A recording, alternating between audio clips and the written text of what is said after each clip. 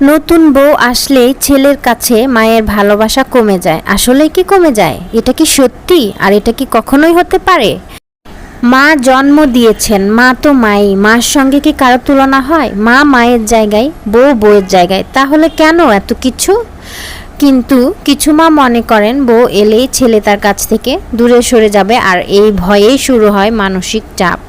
ছেলেকে মানসিক চাপ, বউকে মানসিক চাপ, আর এভাবেই শুরু হয় একটা সংসার।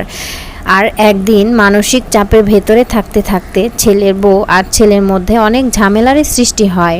আর একদিন এই ঝামেলার মধ্যে থাকতে না পেরে পলাশ রায়ের মতো অনেক ছেলেরা অথবা মেয়েরা এই জীবন ছেড়েই চলে যেতে বাধ্য হন।